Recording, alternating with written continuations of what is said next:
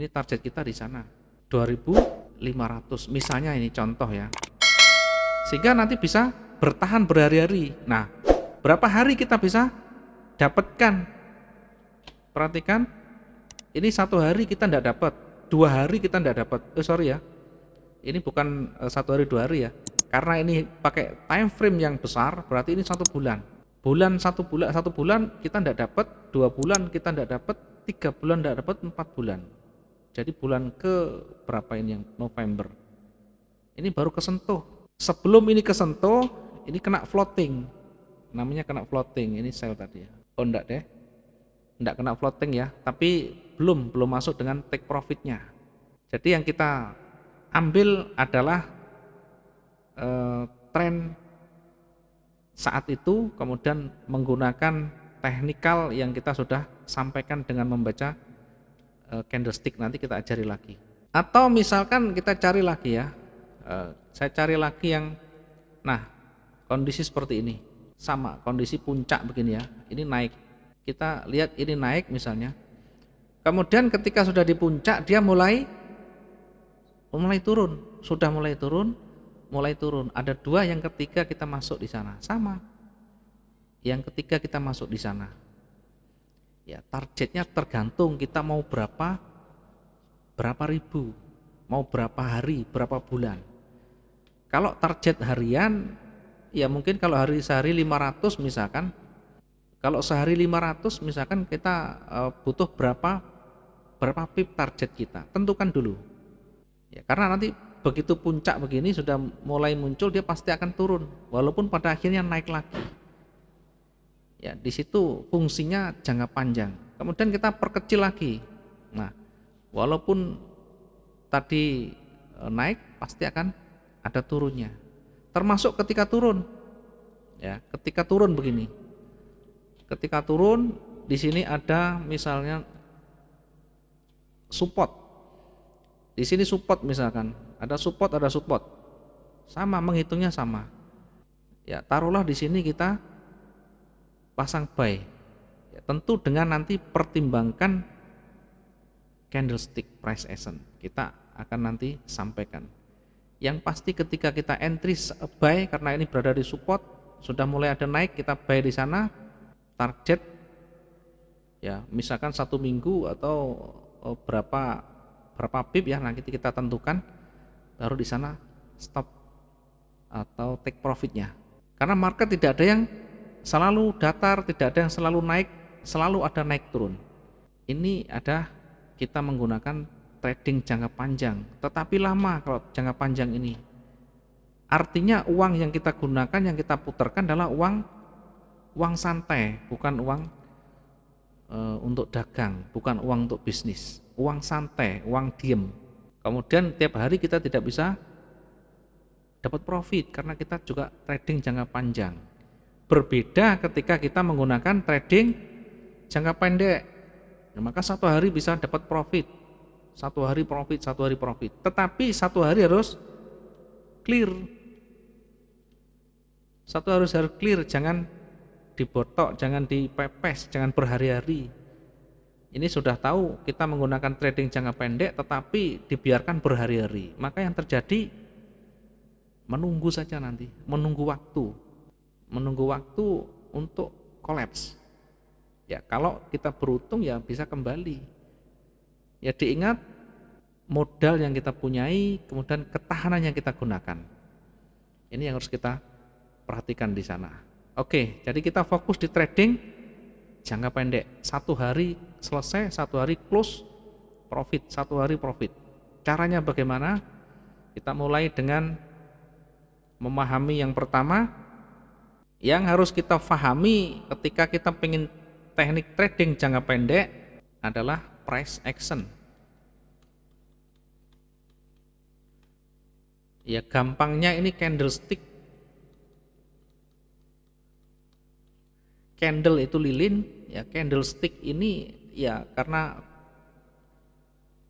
yang kita pakai gunakan seperti lilin, ada bodinya, ada sumbunya. Maka kita menggunakan candlestick. Candlestick ini adalah cerminan atau proyeksi dari permintaan dan penawaran. Saya menggunakan logika biar teman-teman bisa juga nanti menerjemahkan dengan logika. Jadi trading ini betul-betul dengan logika bisnis. Ada satu candle warna merah. Ada satu candle lagi nanti warna hijau. Yang candle warna merah ini disebut bearish, ya. Atau kalau di gambar standarnya yang warna merah ini adalah hitam, yang ini adalah putih. Yang hijau ini bullish, ya. Bullish itu naik, bearish itu turun. Kenapa warna putih? Putih itu lambang kosong, tidak ada isinya, maka ringan, dia naik ke atas. Sedangkan yang warna hitam adalah ada beban, sehingga berat, turun. Kalau berat itu turun.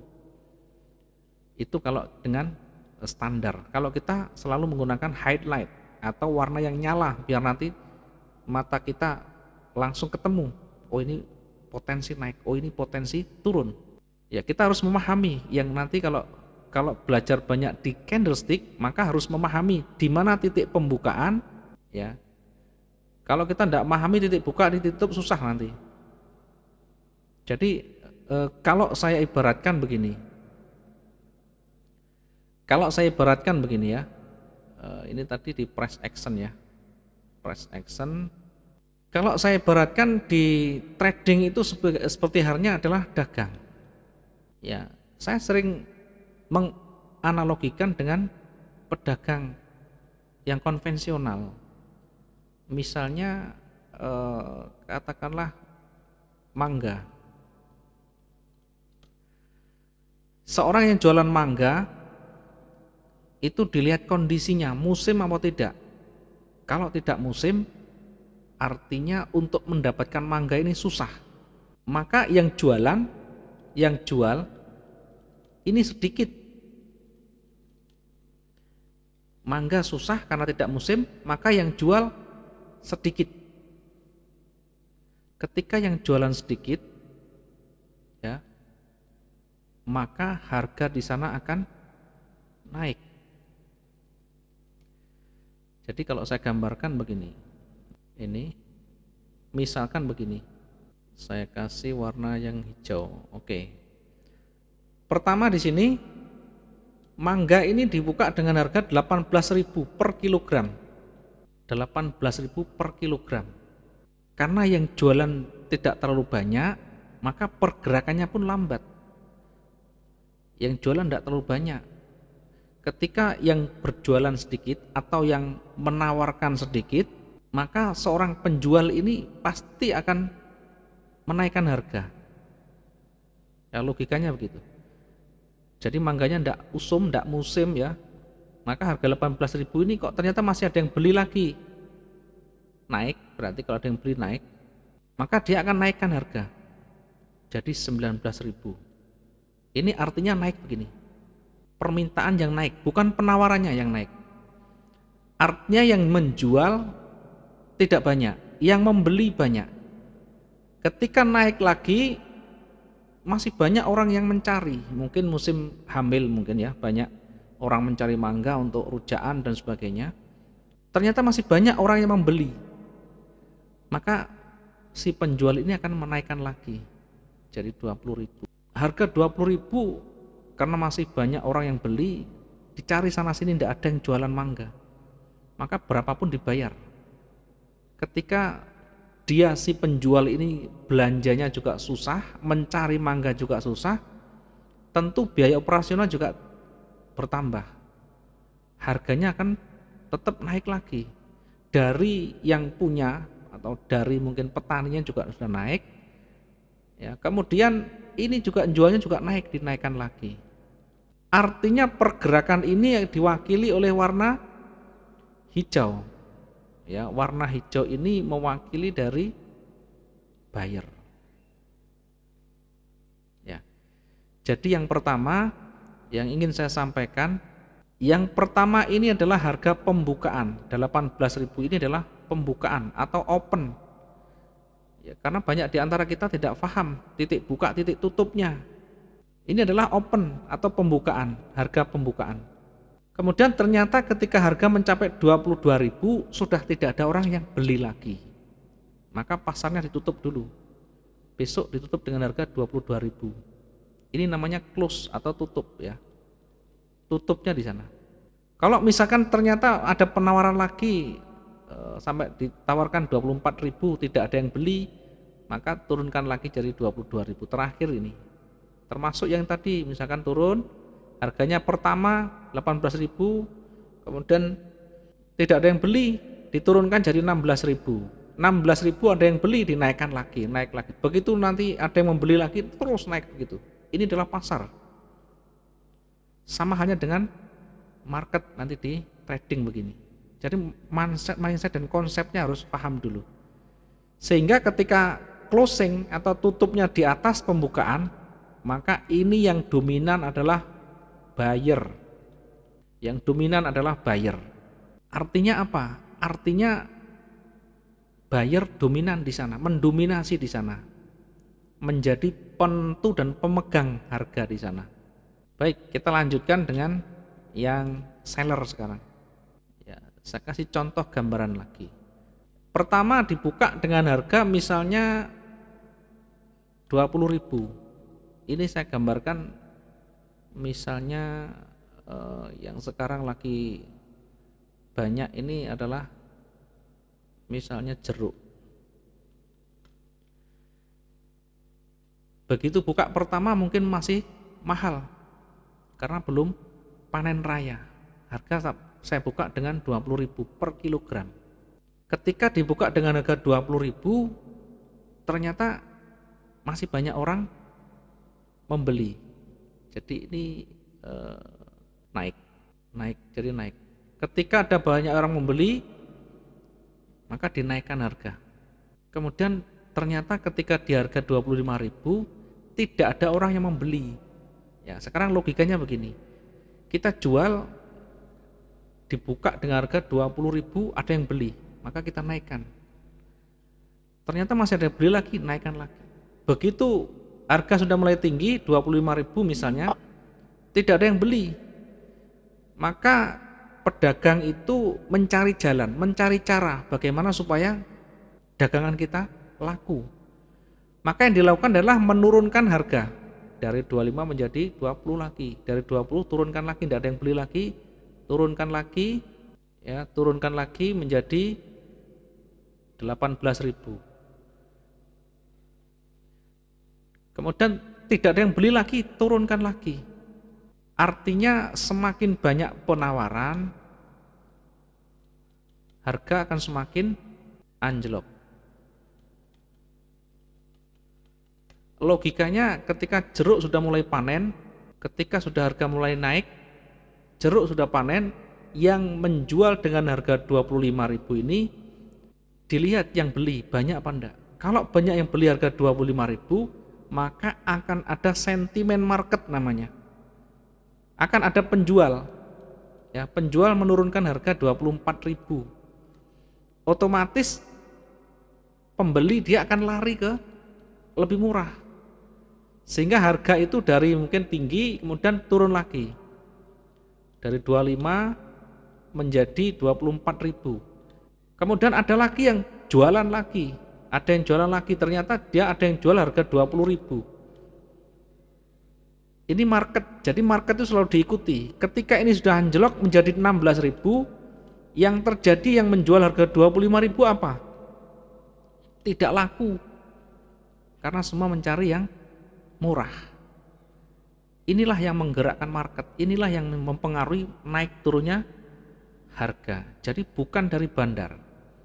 Ya. Yang menggerakkan itu tentu pelaku pasar. Pelaku pasar itu ada banyak. Yang utama adalah big player atau big trader.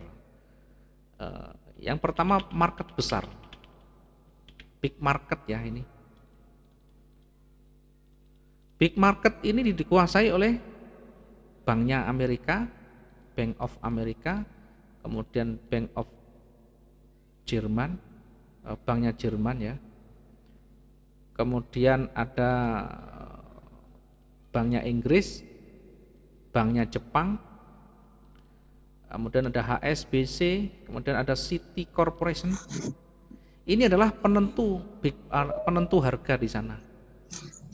Ini adalah penentu pasar. Jadi kalau kita di pasar, misalkan pasar Jakarta, di situ ada pemain besar. Pemain besar itu bukan mempermainkan, dia mengendalikan harga. Ketika ada banyak permintaan dari Eropa misalkan, di sana krisis ekonomi atau terjadi perang atau krisis berkepanjangan, maka dia butuh dolar, butuh banyak US dollar. Ketika permintaan US dollar banyak, maka harganya akan naik, dinaikkan. Siapa yang punya, misalkan yang Bank of Inggris atau Bank of Amerika, dia menaikkan, termasuk suku bunga dan sebagainya. Dia menaikkan bukan berarti langsung dari harga misalkan per dolar 14.000 tiba-tiba jadi 9.000, tidak begini, ada prosesnya, ada tahapannya. Tidak bisa begini, hancur nanti yang begini. Selalu bertahap, 14.200, 14.100, 14.000, 13.900 dan sebagainya. Ada fase-fasenya. Kayak tadi saya jelaskan tadi. Jadi dari 25 turun. Ya sama dengan misalkan perusahaan besar, perusahaan di Indonesia, dia membutuhkan banyak uang, banyak US dollar. Untuk apa? Untuk membeli atau mendatangkan komponen-komponen elektronik dari Amerika misalnya. Otomatis dia akan menukar duitnya, rupiahnya menjadi US dollar. Dia menukar itu mencari pasar yang lebih murah. Apakah banknya Amerika, apakah banknya Jepang, atau banknya Inggris. Dari sekian banyak pedagang, anggap saja ini pedagang besar, maka pelaku tadi dia mencari yang mana yang murah. Sementara big player juga menawarkan, saya berani sekian, saya berani sekian. Sama, dia bersaing. Ya, ketika ini tidak bergerak, dia menyepakati, artinya terjadi konsolidasi, berarti tidak ada yang menggerakkan besar di sana, maka pasar konsolidasi. Konsolidasi ini dia retail yang terkadang ini bermain. Retail ini pedagang kecil, termasuk trader-trader. Saya kasih contoh misalkan, apakah retail bisa menggerakkan harga? Bisa, tapi lama prosesnya. Oke ya, saya kasih contoh retail itu adalah penggerak harga yang bisa bertahan dan terus berlanjut ketika dia selalu terus dan terus. Ya, ini adalah pedagang-pedagang retail. Ada lagi pedagang retail seperti ini. Ini adalah pedagang retail atau istilahnya bukan big player. Ya, dia bisa menggerakkan harga tetapi pelan-pelan, bertahap di sana, bertahap. Berbeda kalau big player. Big player ini bank besar atau spekulan besar, pemodal besar. Kayak contoh tadi misalkan saya punya modal besar, kemudian di Jakarta itu ada yang sekarang banyak tren misalkan jualan mangga. Maka karena saya punya banyak modal, mangga itu dari segala penjuru Jakarta saya borong semuanya. Yang terjadi adalah saya menjadi pelaku pengendali harga. Karena mangga habis di sana, stoknya habis, yang punya hanya saya. Maka saya bisa mengendalikan harga itu. Kalau biasanya di pasar 20.000, saya bisa 30.000, bisa 40.000, suka-suka saya karena saya mengendalikan di sana, big player. Tetapi jangan lupa ada pemain lain nanti. Ya, ketika kita mendominasi ada pemain lain, mungkin datang dari luar Jakarta, ada pemain lagi. Kalau di sana 40.000, beli ke saya 35.000. Harga akan anjlok lagi, turun lagi. Selalu begitu. Ya, ini diwakili dengan warna hijau begini adalah retail, yang ini retail buyer tapi kecil, perlahan. Perlahan ini ketika terus-terusan dia juga menjadi besar, menjadi kuat. Menjadi menggerakkan pasar yang kuat. Ini adalah retail yang begini.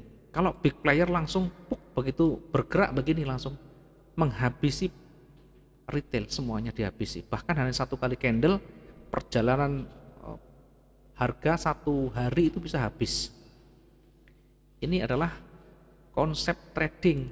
Jadi biar teman-teman membaca secara logis, secara rasional, bukan hanya mengandalkan dengan indikator yang kita tidak tahu bagaimana cara kerjanya. Baik, ini adalah price action. Yang ingin saya sampaikan tadi adalah price action itu tadi ada titik buka. Ya, kalau ini seperti ini ya, contoh yang nanti teman-teman harus pelajari dan perhatikan, ini wajib harus tahu karena mempengaruhi. Ekor yang ada di bawah ini pun mempengaruhi nanti. Ini ada ekor. Kalau merah, jadi kalau merah ini selalu pembukanya di atas. Buka di body sini, kemudian naik, setelah naik dan mampu turun. Ini adalah penolakan. Jadi awalnya tadi setelah ini buka, ini naik sampai di sini. Namanya high, titik tertinggi. Kemudian ditolak oleh seller, dan ketika ditolak dan melewati titik buka, maka akan berubah menjadi warna merah. Terus begitu. Sampai turun lagi di sini. Ya, di harga ini dia kembali ditolak. Ini adalah penolakan buy. Kalau ini penolakan sell yang atas tadi. Karena sampai di sini ditolak oleh buyer, nah, di sini ditutupnya close atau tutup di sini. Harus tahu titik pembukaan, titik penutupan, ini titik tertinggi high, ini low. Ini adalah penolakan. Penolakan ini mengindikasikan ada buyer di sana. Karena sudah ditolak. Harga di bawah tidak ada yang mau. Ketika harga terlalu rendah tidak ada yang mau, tidak ada yang mau jual. Yang ada adalah beli. Karena harga di bawah. Ya, itu logikanya. Oke, nanti hubungannya dengan analisis kita soalnya. Kalau seperti ini tidak paham, titik buka, titik tutupnya tidak paham, nanti kita susah nanti mencari bagaimana peluang dan potensi buy dan sell-nya. Maka yang terjadi ketika kita tidak memahami price action, ya candlestick begini asal-asalan buy, ya ternyata begitu buy turun, sell, begitu sell naik lagi, sampai berpikiran saya di pingpong sama broker, saya diontang-anting apa dimainkan oleh broker. Ya karena mindset kita yang belum ketemu.